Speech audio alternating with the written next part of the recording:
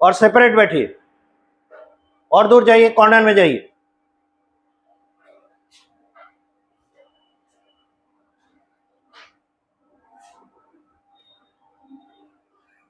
तो पहला सेक्शन था यूरिन फॉर्मेशन। यूरिन फॉर्मेशन में 3 स्टेप्स थे हमारे पास। एक था फिल्ट्रेशन, सेकंड था रीएब्जॉर्प्शन, थर्ड था सिक्रेशन। इसके बाद जो हिस्सा आता है वो है, यहां देख सकते हैं, लूप ऑफ हेनले ऑनवर्ड्स। इसका जो है यूरिन वॉल्यूम कंट्रोल किया जाता है। यूरिन फॉर्मेशन के सारे स्टेप्स वहीं तक फिनिश हो चुके होते। लिख चुके?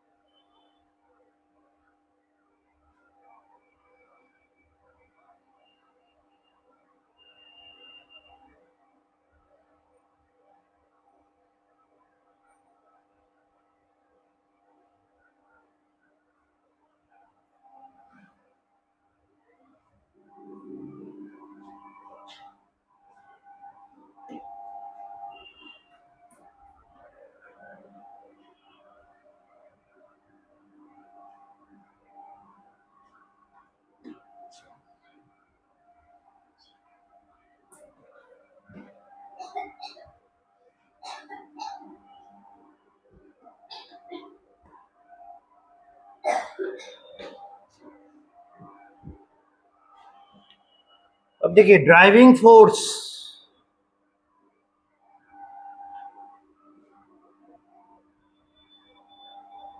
For the urine formation,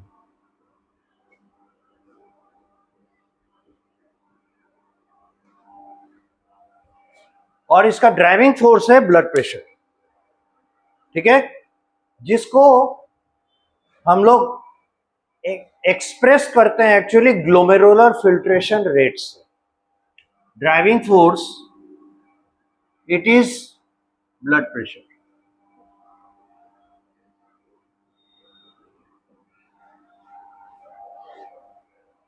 expressed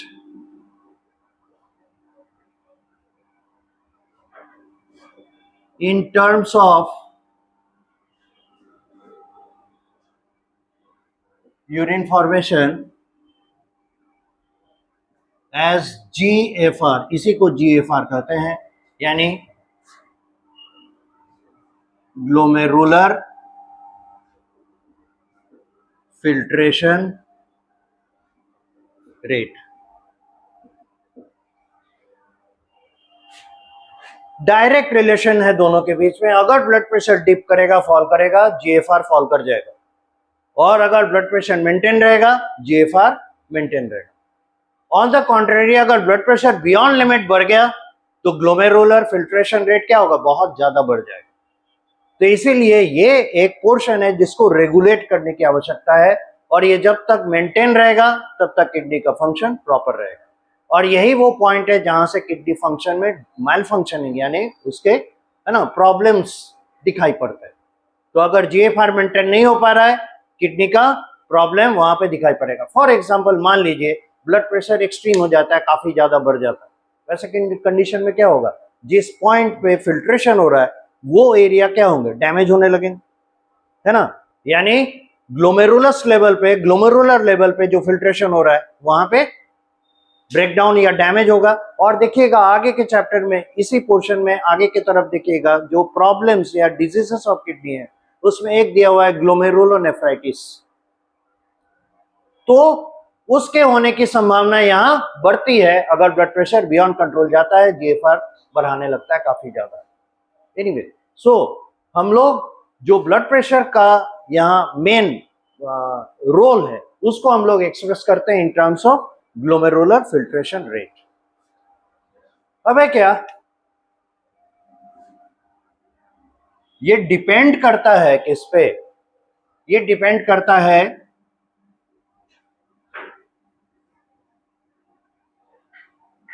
kidneys filtrate formation rate, और यही हम लोग पिछले क्लास में देखे थे, ये 125 ml पर मिनट रहता है।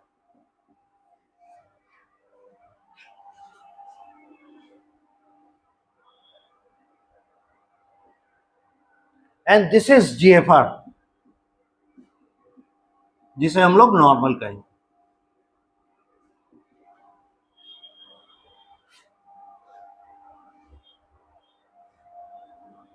If GFR falls, then kidney adjusts to maintain GFR. अगर ये फॉल कर जाता है तो किडनी एडजस्टमेंट प्रोसेस पे जाता है, जिससे कि GFR मेंटेन। ठीक है, और इसके लिए बहुत सारे अलग अलग पोर्शंस हैं बॉडी के जो कि उसको मेंटेन करने में मदद करता है। तो ड्राइविंग फोर्स क्या हो गया? Blood pressure. ये हमें रिफ्लेक्ट होता है in the form of GFR, और GFR 125 ml पर मिनट के हिसाब से रहता है, और ये एडजस्टेबल है, right.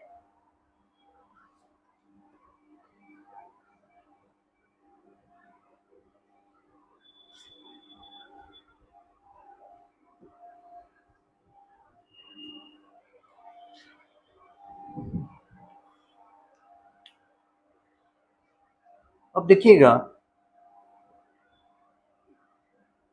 Osmotic balance and volume of urine regulation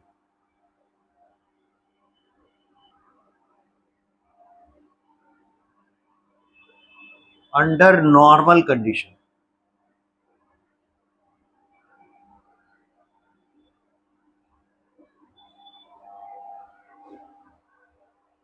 और ये किया जाता है at the level of loop of Henle.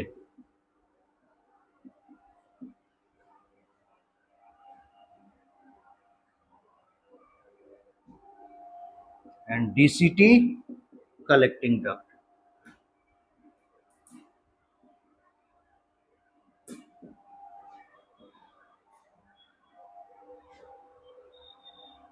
तो ये मेनली यहाँ पे रोल प्ले करते हैं वॉल्यूम एडजस्टमेंट के लिए। जितना यूरिन फॉर्म करना था वो हो चुका।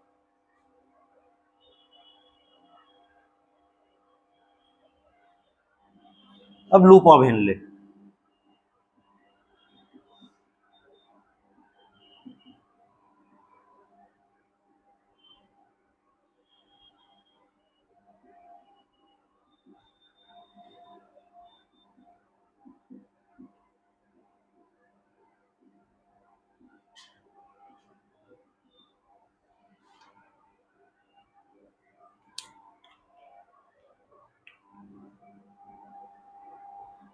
ये नीचे की ओर उतर रहा है, इसलिए डिसेंडिंग लिम्ब है, और ये ऊपर की ओर जा रहा है, इसलिए असेंडिंग लिम्ब है। And this area is actually the loop.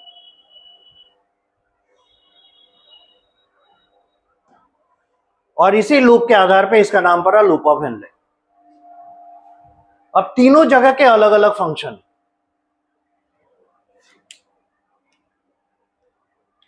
ये क्या करता है, जो डिसेंडिंग लिम्ब है ये डोंट अलाउ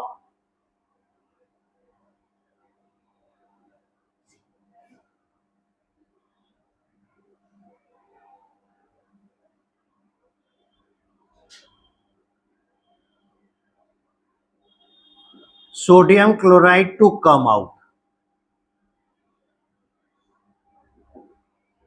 या ऐसे कहिए सोडियम आयन।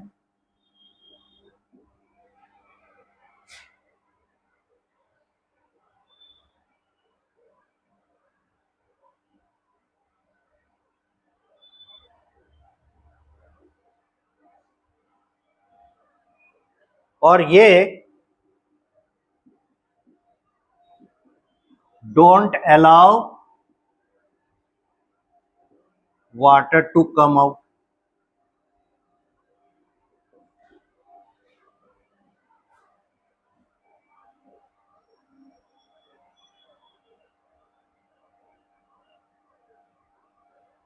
तो दोनों एक दूसरे के उल्टा काम करते हैं।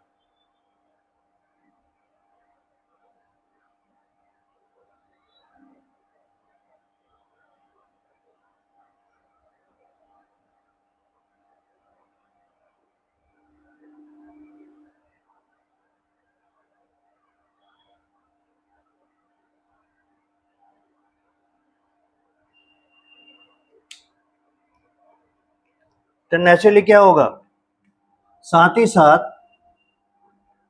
And allows water to come out।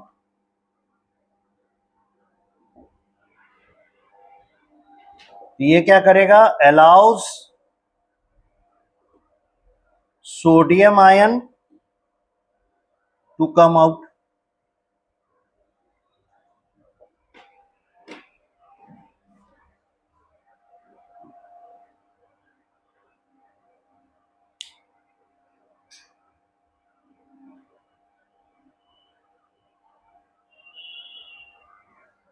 तो यहां से जैसे जैसे वो फिल्ट्रेट है ना, फिल्टर होने के बाद वो यूरिन का पोर्शन नीचे की ओर उतरेगा, उसमें से वाटर तेजी से बाहर की तरफ, यहां से बाहर आएंगे, सोडियम आयन इसमें जैसे जैसे नीचे उतरेगा वैसे वैसे बढ़ता चला जाएगा। और उसके बाद जब काफी कॉन्सेंट्रेटेड हो गया ये यूरिन, यानी सोडियम का काफी कॉन्सेंट्रेशन बढ़ गया, तो अगले सेगमेंट में जब ये असेंडिंग लूप की ओर जाएगा उस समय सोडियम आयन को बाहर निकालने का प्रबंध करेगा, है ना, ये आने देगा सोडियम आयन को जो कि इसके लिए जरूरी होगा, और रिमेनिंग सोडियम आयन और वाटर के साथ ही अलाउ कर देगा अब आके भर जाइए। तो ये बीसीटी की ओर जाएगा और उसके बाद फिर कलेक्टिंग डक्ट की ओर जाएगा। तो इसका रोल यही है कि वाटर और सोडियम आयन को सिलेक्टिवली अलग अलग जगह पे एब्जॉर्ब करे। तो पहले ये तय कर लेता है कि कितना सोडियम आयन को हमें रिटेन करना है, इसलिए वाटर को पहले ही बाहर निकाल लेता है। तब एक चीज यहां सोचिए, ये है ट्यूब, है ना, ये ऐसे डिसेंडिंग लिम्ब, ये लूप, और ये असेंडिंग, मतलब ये ट्यूब है और इसके अंदर यूरिन भरा हुआ है। जिस जगह पे ये प्रेजेंट है, ऊपरी हिस्सा कॉर्टेक्स, निचली हिस्सा मेडुला। तो इसमें से अगर वाटर रिलीज हो रहा है ना, allows water to come out, अगर वाटर एब्जॉर्ब हो रहा है, बाहर निकल रहा है, तो आएगा कहां पे, यहां आएगा मेडुला में। और अगर यहां से शुरू किया तो कहां आएगा, कॉर्टेक्स में। रिमेनिंग पार्ट मेडुला में, तो कहां आएगा, मेडुला में। उसके बाद यहां देखिए, इस जगह पे क्या कर रहा है, अलाउ नहीं कर रहा है वाटर को, लेकिन सोडियम आयन को अलाउ कर रहा है। तो इस ट्यूब में से सोडियम आयन निकलकर आएंगे कहां, मेडुला में। इसलिए ये सभी आ रहे हैं मेडुला में, और ये यहां से इसके अगल बगल से होते हुए ब्लड वेसल गुजरा है। तो नेचुरली इन मटेरियल्स को लेकर कौन जाएगा, ब्लड। तो ये जो एरिया है कॉर्टेक्स का या मेडुला का, जो ब्लड वेसल और इस ट्यूब्यूल के बीच में है, उसी इंटरफेस को हम लोग इंटरस्टिशियल स्पेस कह रहे हैं। ठीक है, यही आइडिया है इंटरस्टिशियल स्पेस का। इंटरस्टिशियल स्पेस मतलब हो गया बीच का जगह। तो किसके बीच में, इधर ट्यूब्यूल है, उस तरफ ब्लड वेसल है। और ये अकेला नहीं है, ऐसे मिलियंस ऑफ नेफ्रॉन्स प्रेजेंट होते हैं किडनी में। तो ये एक इफेक्टिव मैकेनिज्म है जिस वजह से क्या होता है, एक तरफ वॉल्यूम बढ़ता है, दूसरी तरफ उसको ले जाते हैं, फिर से वॉल्यूम घट जाता है। तो जो भी इसमें से वाटर बाहर निकला वो यहां जमा होगा टेम्पररीली, फिर इसे लेकर जाएगा ब्लड। ब्लड वेसल के थ्रू। नेचुरली ब्लड का जो वॉल्यूम था, ब्लड का वॉल्यूम धीरे धीरे वो मेंटेन कर लेगा और एक्सक्रीटरी मैटर के रूप में जो भी मटेरियल्स इससे बाहर निकल रहे हैं वो चले जाए।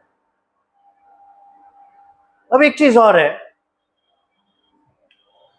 ये जो असेंडिंग लूप है, ऑस्मोटिक प्रेशर को या वाटर बैलेंस को मेंटेन करने के लिए बहुत ही मिनिमम क्वांटिटी में यूरिया को रीएब्सॉर्ब करता है। रीएब्सॉर्ब्स a very less quantity of urea।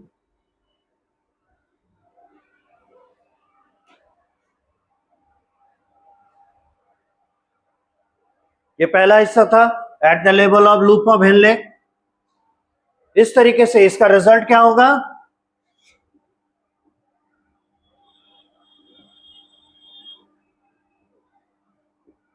Volume of water in kidney reduces. चूंकि ये अकेला नहीं है, बहुत सारे ऐसे मिलियंस हैं, इसलिए मिलियंस ऑफ नेफ्रॉन से, है ना, जब वाटर इंटरस्टिशियल स्पेस में आएगा तो कंपैरेटिवली काफी हेवी मात्रा में वाटर रीअब्सॉर्ब होगा और इस तरीके से यूरिन के वॉल्यूम को कंट्रोल करने में बड़ा इफेक्टिव रोल प्ले करता है अंडर नॉर्मल कंडीशन।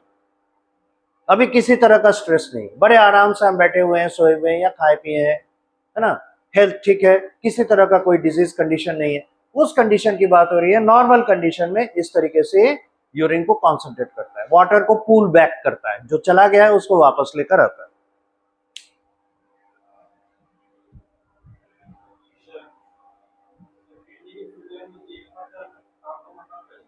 जीएफआर बहुत फॉल कर जाएगा अगर फेलियर है। फेलियर मतलब क्या, हम उसको जज कर रहे हैं किस बेसिस पे, जीएफआर। किडनी ठीक काम कर रहा है यानी जीएफआर ठीक है, किडनी गड़बड़ कर रहा है यानी जीएफआर गड़बड़। तो किडनी अगर ठीक से फंक्शन नहीं कर रहा है, जीएफआर फॉल कर गया। जैसे हार्ट के केस में हम लोग देखे थे, हार्ट फेलियर के केस में क्या था कि हार्ट का जो स्ट्रोक वॉल्यूम है, या तो उस लेवल पे देखिए या उसका जो कार्डियक आउटपुट है उस लेवल पे देखिए, पर मिनट उसको 5 लीटर ब्लड पंप आउट कर देना है ऑन एन एवरेज। अगर नहीं कर रहा है, हार्ट फेलियर। अब परसेंटेज फेलियर वो डिसाइड करना होता है।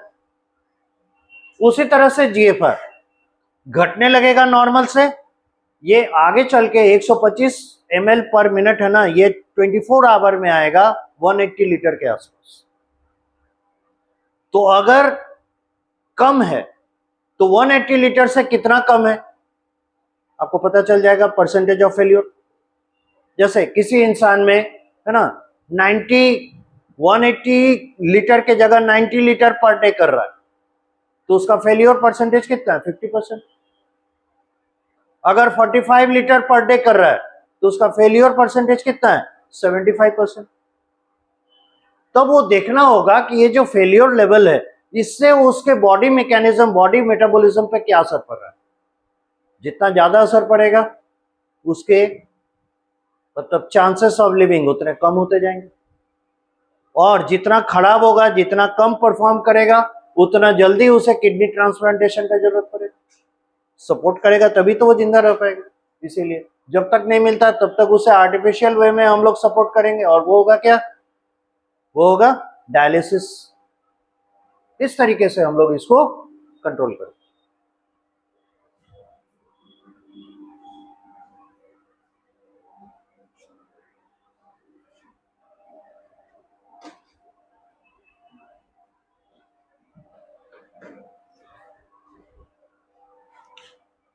लूपा वेनले के बाद सेकेंड लेवल पे आते हैं डीसीटी एंड कलेक्टिंग डक्ट, क्योंकि ये दोनों एक ही तरह से काम करते हैं, इसीलिए दोनों को कंबाइंडली हम लोग देखते हैं। होता क्या है, यूजुअली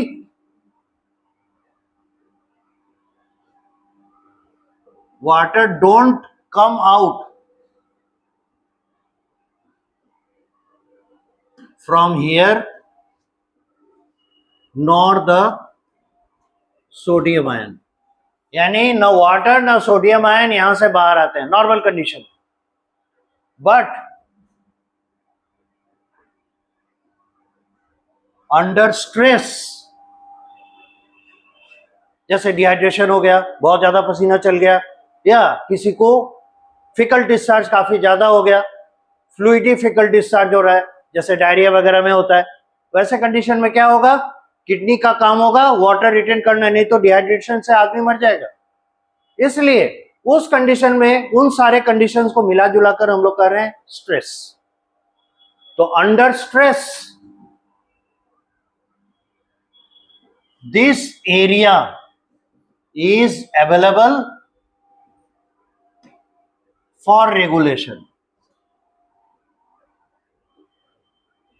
और रेगुलेशन के लिए मतलब इनसे वाटर को कम बैक कराना है, नहीं तो क्या होगा, वाटर बाहर निकल जाएगा, एक बार यूरेटर में चला गया फिर कम बैक करने का उसका चांसेस नहीं है। तो उसको वापस लाने के लिए जो वाटर आगे की तरफ जा रहा है, रेगुलेट करने के लिए कौन कौन से मैकेनिज्म्स हैं, कौन कौन से मटेरियल्स काम करते हैं, उसमें एक है रेनिन, एक है ADH, ये हार्मोन है, ये भी हार्मोन है, पर दोनों के रिलीज होने के प्लेसेस अलग हैं। ADH है, रेनिन है, एंड एल्डोस्टेरोन।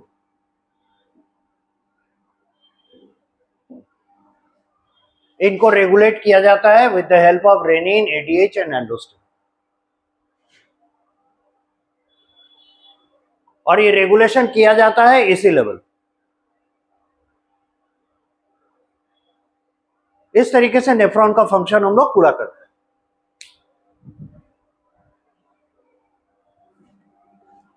ये हो चुका।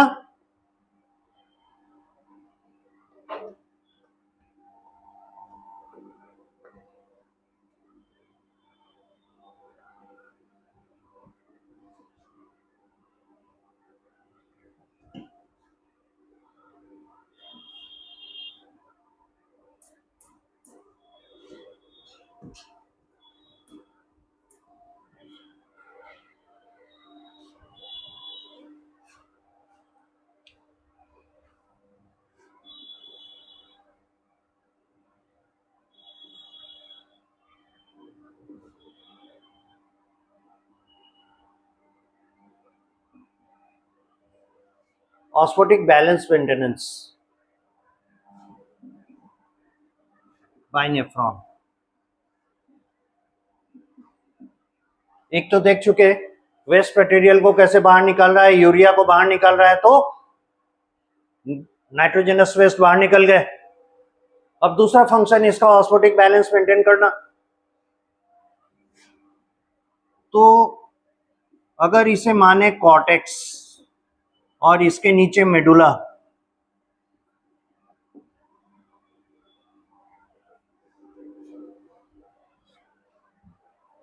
तो आप पढ़ते समय देखे होंगे जो ब्लड वेसल्स हैं और किडनी के ट्यूब्यूल हैं, या आपस में एक सिस्टम बनाते हैं, इसे कहते हैं counter current system. Counter current system क्या होता है, जैसे आप लोग फिजिक्स में प्रॉब्लम बनाते हैं रिलेटिव वेलोसिटी का, कि एक कार अगर नॉर्थ टू साउथ जा रहा है तो दूसरा साउथ टू नॉर्थ, या एक अगर ईस्ट टू वेस्ट जा रहा है दूसरा वेस्ट टू ईस्ट, यानी ऑपोजिट डायरेक्शन में दोनों रन कर रहे हैं। तो यहां पे भी ब्लड वेसल्स का मूवमेंट अगर ऐसे है राइट टू लेफ्ट, तो ऑपोजिट डायरेक्शन में टिब्यूल में फ्लूइड का मूवमेंट है लेफ्ट टू राइट। तो इस तरीके से जो मूवमेंट हो रहा है, इसी मूवमेंट को हम लोग काउंटर करंट सिस्टम कहते हैं। दोनों एक दूसरे के ऑपोजिट डायरेक्शन में फ्लो कर। तो देखे होंगे पेरिटिब्यूलर कैपिलरी वो जो है किससे इनिशिएट करता है, इफरेंट आर्टेरियोल से। इफरेंट आर्टेरियोल से इनिशिएट करने के बाद ये चारों तरफ घूमता है और नीचे भी उतरता है। तो देखिएगा उतरना कहां से शुरू किया है, जिस तरफ आपका असेंडिंग लिम्ब ऑफ हेनले, आने के बाद इस तरफ से खुला है ना, जहां ग्लोमेरुलस से बाहर निकलने के लिए इफरेंट आर्टेरियोल था। इफरेंट आर्टेरियोल आने के बाद इस तरफ आता है और यहां पे आपका डीसीटी ऐसे जाता है। अगर डायग्राम को फिर से देखिएगा तो आपको ध्यान में आएगा, जिस तरफ असेंडिंग लूप है उसके तरफ से ये नीचे की ओर उतरता है, और इस तरफ डिसेंडिंग लूप है तो ब्लड वेसल वासा रेक्टा के मदद से ऐसे ऊपर चढ़ता है और उसके बाद फिर चला जाता है रेनल वेन में।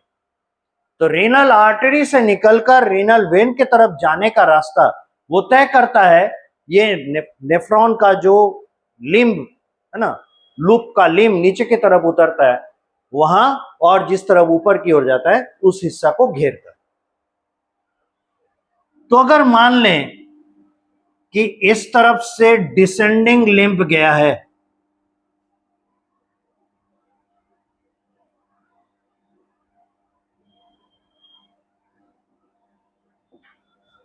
और इधर असेंडिंग लिम्ब है,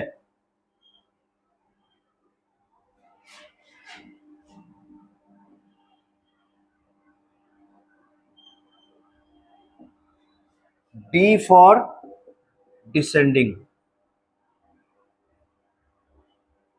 और ए फॉर असेंडिंग।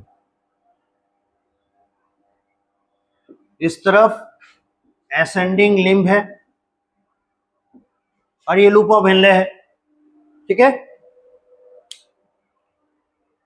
यानी इसमें कोर्स ऑफ मूवमेंट कैसे है, डाउनवर्ड, और इसमें कोर्स ऑफ मूवमेंट कैसे है, अपवर्ड। इसमें फ्लो कर रहा है क्या, फ्लूइड,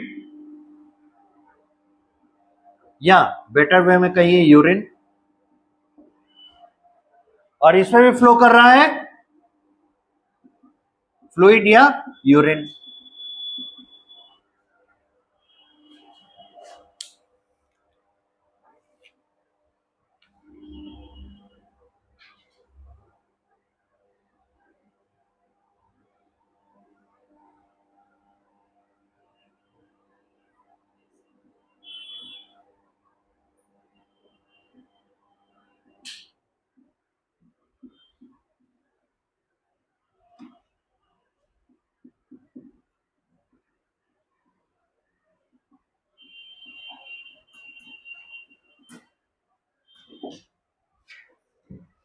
ये है बी भी यानी ब्लड वेसल, ये भी है बी भी यानी ब्लड वेसल। बी भी स्टैंड्स फॉर ब्लड वेसल।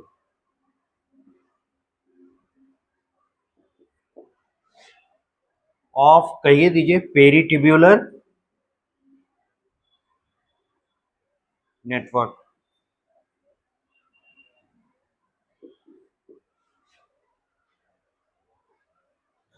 तो ब्लड वेसल में जो ब्लड का फ्लो का कोर्स है ये होगा इस डायरेक्शन में, जस्ट ऑपोजिट, और इस तरफ ब्लड वेसल का जो फ्लो ऑफ ब्लड है वो है इसके जस्ट ऑपोजिट, क्योंकि यहां से निकल के किस में जा रहा है, रेनल वेन में, और ये किधर से आ रहा है, ये आ रहा है फ्रॉम इफरेंट आर्टेरियोल, है ना, और ये घेर रहा है किसको, जो टिब्यूल है, यानी पीसीटी से उतरने के बाद का हिस्सा ये हुआ डिसेंडिंग लिम्ब, और ये डीसीटी को जाता हुआ असेंडिंग लिम्ब। अब समझ में आया ये क्या बताना चाह रहा है ये नेटवर्क जो है। अब देखिएगा आप अभी अभी देखें डिसेंडिंग लिम्ब का काम क्या है, डिसेंडिंग लिम्ब में से क्या बाहर आएगा, डिसेंडिंग लिम्ब में से क्या बाहर आएगा और क्या नहीं आएगा, पलट कर देखिए, अभी लिखे हैं इसमें से बाहर आएगा वाटर, नहीं ये इम्परमिएबल टू वाटर है, इससे सोडियम आयन बाहर आएंगे,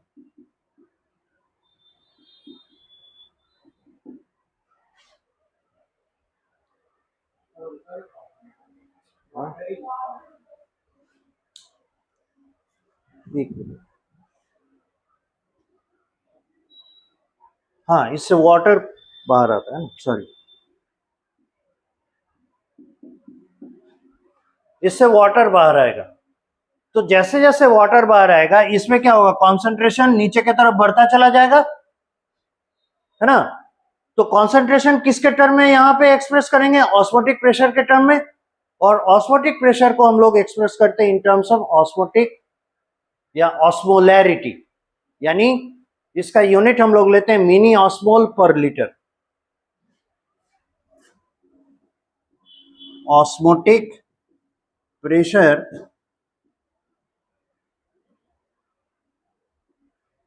expressed in terms of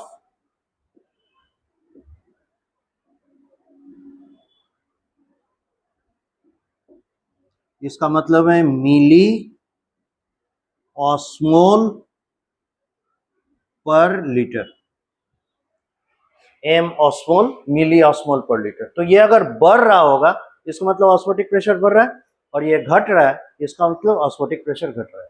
तो देखिए वाटर अगर बाहर निकलते जा रहे हैं, ऐसे समझिए कि हमारे पास सोडियम क्लोराइड का एक सोल्यूशन है और उसमें से पानी बाहर निकलता जा रहा है, या आप ऐसे समझिए सोडियम क्लोराइड का सोल्यूशन है और उसको आप धूप में रखें, तो क्या होगा, धीरे धीरे उसमें से इवेपोरेशन होगा। थोड़ी देर के बाद उसको आप टेस्ट कीजिएगा तो आपको मिलेगा वो ज्यादा नमकीन लग रहा है, और थोड़ी देर के बाद आप टेस्ट कीजिएगा उसमें से चूंकि और ज्यादा पानी निकल चुका है, अब उसको टेस्ट कीजिएगा तो उसमें और ज्यादा नमकीन स्वाद आएगा। रीजन क्या है, सोडियम क्लोराइड का कॉन्सेंट्रेशन बढ़ता जा रहा है उसी तरह से यहां से अगर लगातार पानी बाहर निकलता जाएगा तो क्या होगा, यहाँ पे sodium chloride in terms of sodium concentration बढ़ता जाएगा, यानी नीचे की तरफ जैसे जैसे आएगा उस वैसे वैसे क्या होगा, ऑस्मोलैरिटी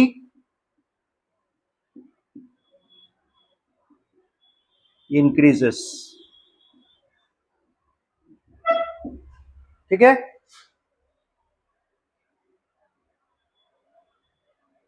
तो ये वाटर निकल कर आ रहा है, ये वाटर कहां पे आ रहा है, इंटरफेस यानी मेडुला में, इंटरस्टिशियल स्पेस में, और यहां से ये वाटर रीएब्सॉर्ब होगा, कहां जाएगा, ब्लड वेसल।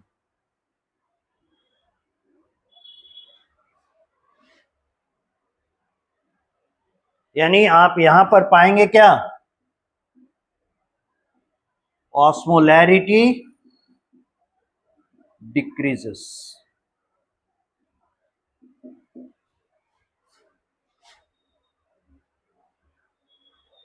इस तरफ ऑस्मोटिक प्रेशर बढ़ता जा रहा है, काउंटर करंट सिस्टम है, ऑपोजिट काम कर रहा है, तो इसमें से वाटर निकला तो वाटर ही एब्जॉर्ब करेगा, तो वाटर एब्जॉर्ब करेगा, इसमें जो कंटेंट है उसका क्या होगा, कॉन्सेंट्रेशन घटता चला जाएगा, है ना। आप अगर चीनी का घोल बनाए हैं उसमें और पानी डाल दिए, अब की बार टेस्ट कीजिएगा चीनी का स्वाद मीठापन कम लगेगा, इसमें क्या हुआ, डाइल्यूट हो गया, तो इसमें क्या होगा, डाइल्यूशन बढ़ता जाएगा, तो ऑस्मोटिक प्रेशर या ऑस्मोलैरिटी इसका क्या होगा, घटता जाएगा। अब इधर आइए, ये ऐसे जाके अब इस तरफ जा रहा है ना, तो एसेंडिंग लिम्ब है, ये किसके लिए परमेबल है, ये सोडियम आयन के लिए परमेबल, सोडियम आयन के लिए परमेबल।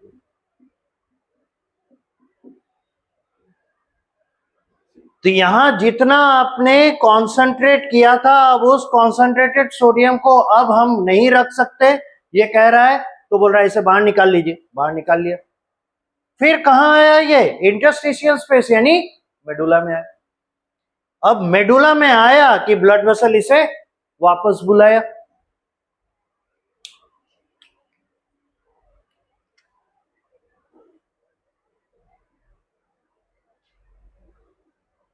इसमें जाएगा,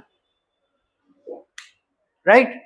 अब यहां पे असर देखिए, जैसे जैसे इससे सोडियम बाहर निकलता जाएगा इसका ऑस्मोलैरिटी क्या होगा, घटता चला जाएगा, यहां मिलेगा ऑस्मोलैरिटी रिड्यूसेस, और यही सोडियम आयन वापस इसमें आ रहा है, तो यहां ब्लड में सोडियम आयन का कॉन्सेंट्रेशन, यानी सोडियम क्लोराइड कहना चाह रहे हैं जिसको रिप्रेजेंट कर रहा है सोडियम आयन, सोडियम आयन का कॉन्सेंट्रेशन क्या होगा, नीचे की तरफ जैसे जैसे आएगा ये बढ़ता चला जाएगा, तो इसमें सोडियम कॉन्सेंट्रेशन बढ़ रहा है यानी इसका ऑस्मोलैरिटी क्या होगा, बढ़ेगा।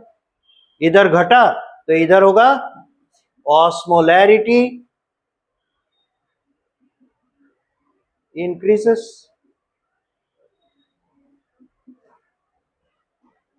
तो जितना भरपूर पानी वापस लेना था इसने पानी वापस ले लिया। अब बचा कुचा जो लगा कि हाँ सोडियम आयन इस पे नहीं टॉलरेट किया जा सकता, इतना यूरिन कॉन्सेंट्रेटेड नहीं पास करना है, तो थोड़ा डाइल्यूट करने के लिए सोडियम आयन वापस ले। तो देखिए आप जो यहाँ लिखे थे डीसीटी एंड कलेक्टिंग डक्ट, इसके पहले जो आपका था यहाँ लूप ऑफ हेनले, उसका मेन फंक्शन क्या था? फ्लूइड बैलेंस या ऑस्मोटिक रेगुलेशन करना, वाटर है ना, कितना यूरिन में डिस्चार्ज होगा उसको कंट्रोल करना। This is how it does. और इसीलिए इसका हेडिंग था ऑस्मोटिक बैलेंस मेंटेनेंस, यानी वाटर कितना रिटेन करना है और कितना एलिमिनेट करना है नॉर्मल कंडीशन में, यही प्रोसेस। ठीक है, आगे डीसीटी और कलेक्टिंग डक्ट एरिया में थोड़ा बहुत वाटर एब्जॉर्ब होता होगा तो होगा, अदरवाइज मेजर वाटर एब्जॉर्प्शन का साइट यही है। समझ में आ गया? और ये काम कहां हो रहा है? In the medulla. और यहीं से रिलेटेड एक जगह आता है, आप देखिएगा जैसे कैमल, उसको कहते हैं शीप ऑफ डेजर्ट। रीजन क्या है? कि वो उतने हाई टेम्परेचर को और उतना ड्राई कंडीशन को टॉलरेट कर पाता। कैमल में आप देखिएगा, स्पेशली चूंकि वो मैमल है इसलिए उसको अगर हम लोग कंपेयर करें ह्यूमन के किडनी से, तो ह्यूमन के किडनी और कैमल के किडनी में सबसे बड़ा डिफरेंस आपको मिलेगा, उसमें जो मेडुलरी नेफ्रॉन्स हैं, वो मेडुलरी नेफ्रॉन की संख्या उसमें बहुत अधिक होगी। और मेडुलरी नेफ्रॉन कह रहे किसको?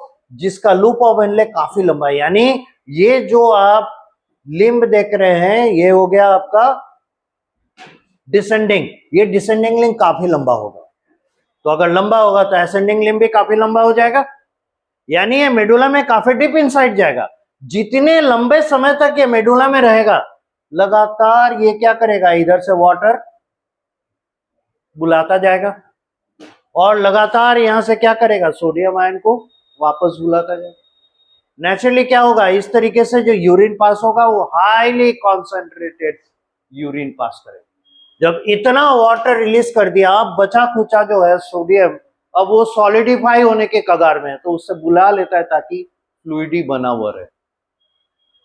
राइट?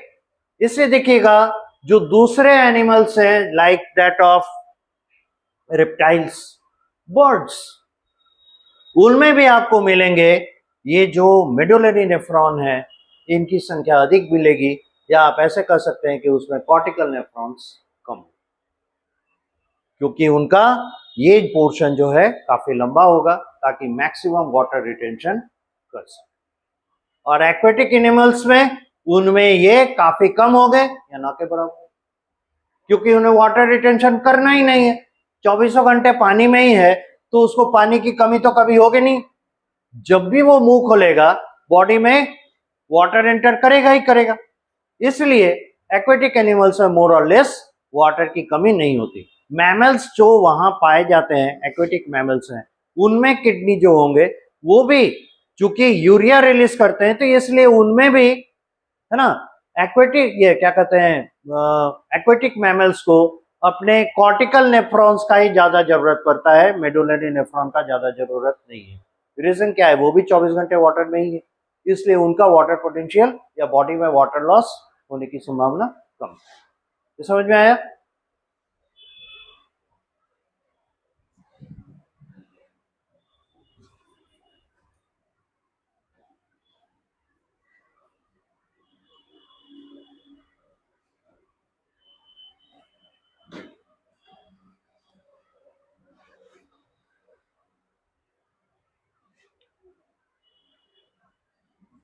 अब है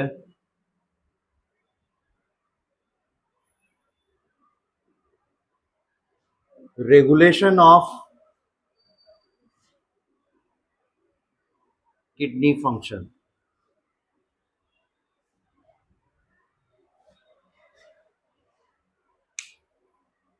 ये नोट कर चुके?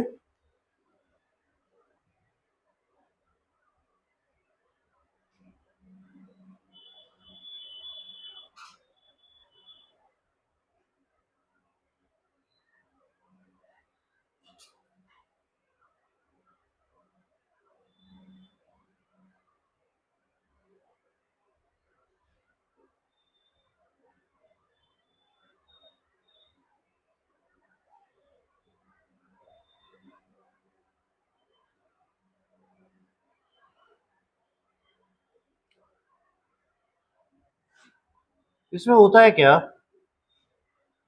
बॉडी के डिफरेंट पार्ट्स में ऑस्मोटिक रिसेप्टर्स हैं, यानी वाटर वॉल्यूम अगर फॉल कर रहा है, उस वाटर वॉल्यूम को सेंस करने के लिए जो रिसेप्टर्स पाए जाते हैं उन्हें कहते हैं osmotic receptors. Body has osmotic receptors.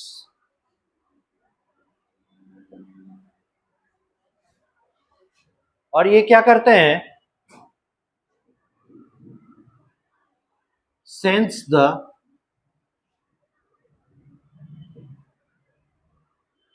Osmotic pressure of body fluid.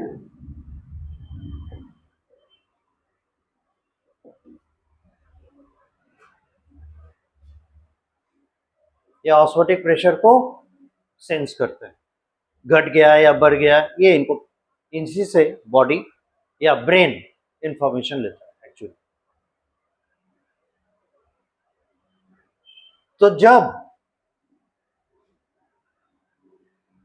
when GFR falls,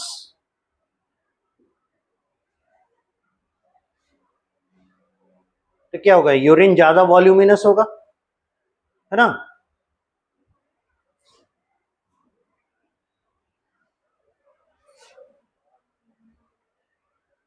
जब फिल्ट्रेशन रेट कम होगा या ऑस्मोटिक प्रेशर गड़बड़ हो रहा है, वैसे कंडीशन में, या ऐसे कहिए,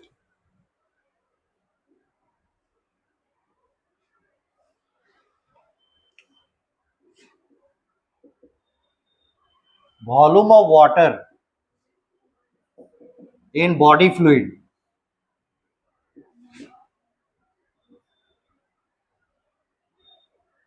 डिस्टर्ब्स.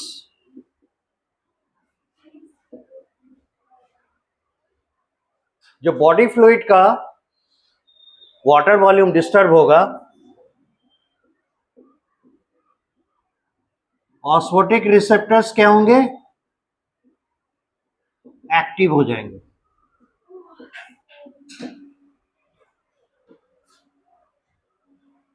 और ये सिग्नल भेजेंगे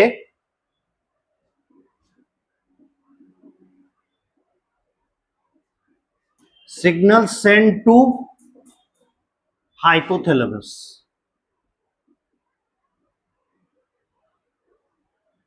क्योंकि वाटर बैलेंस का सेंटर बॉडी में हाइपोथैलेमस में रहता है. ब्रेन का जो पोर्शन है हाइपोथैलेमस, वो उसको सेंस करता है.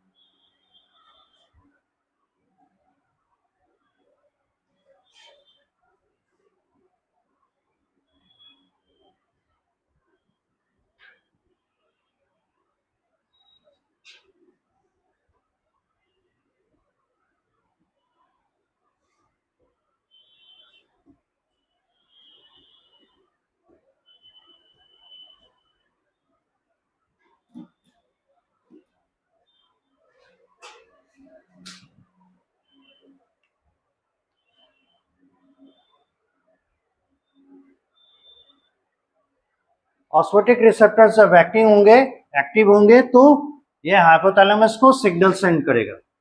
इससे क्या होगा, न्यूरोहाइपोफाइसिस. ये कहते हैं पोस्टीरियर पिट्यूटरी को.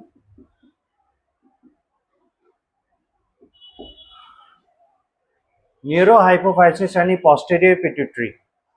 ये पोस्टीरियर पिट्यूटरी क्या हो जाएगा, एक्टिव.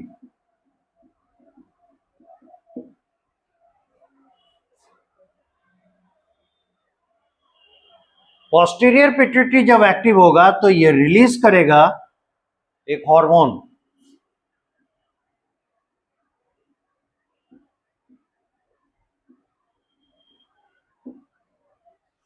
और ये है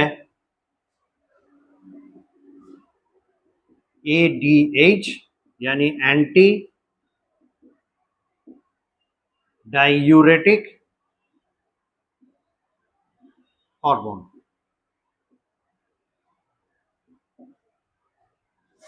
इसका दूसरा नाम वैसोप्रेसिन भी है।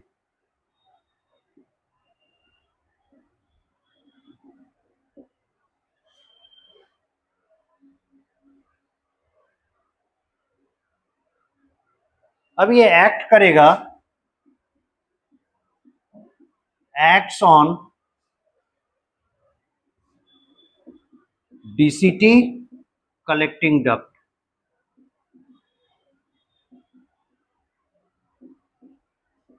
For reabsorption of water।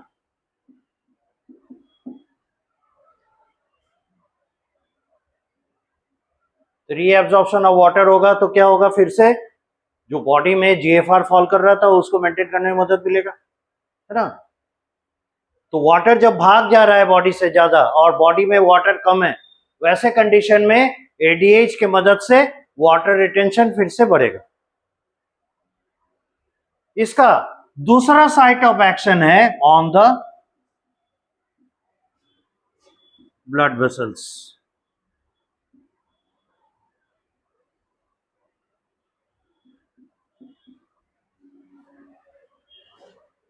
और ब्लड वेसल पे एक्शन की वजह से क्या होगा, वाटर, ये वाटर करें, ब्लड प्रेशर बढ़ेगा।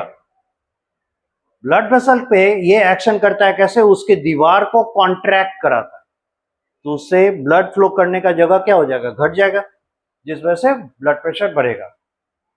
Acts on blood pressure, sorry blood vessel as a vasoconstrictor. और वैसो कॉन्स्ट्रिक्शन का मतलब होता है contraction of the wall of blood vessel.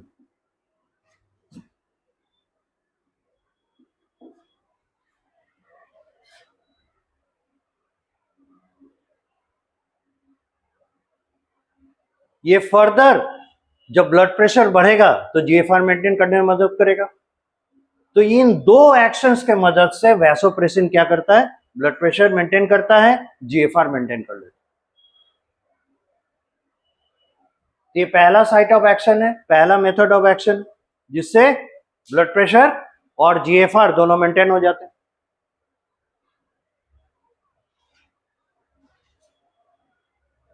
दूसरा है कि जब ऑस्मोटिक प्रेशर डिसबैलेंस हो रहा है, ये हो चुका,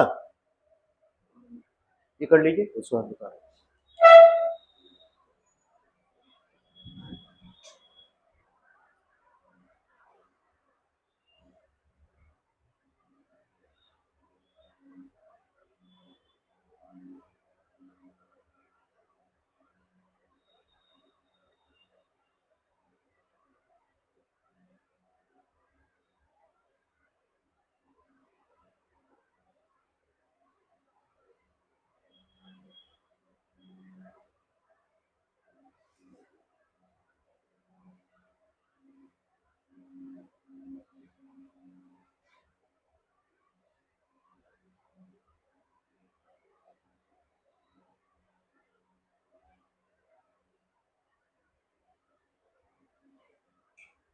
बुक देखें एक मिनट।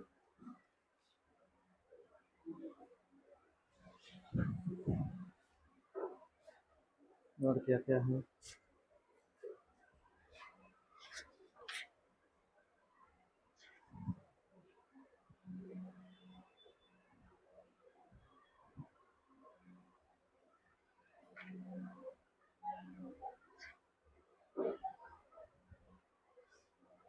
मिक्चुरेशन है।